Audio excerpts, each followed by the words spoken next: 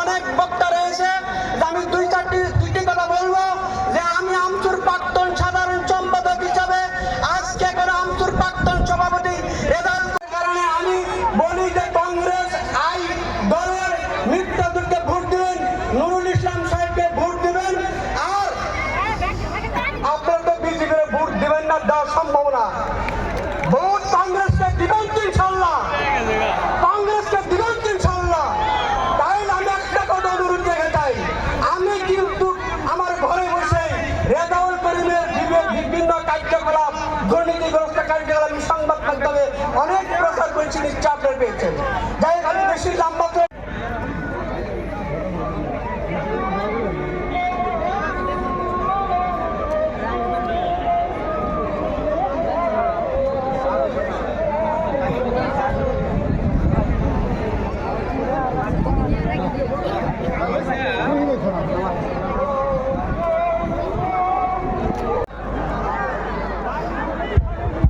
Hello.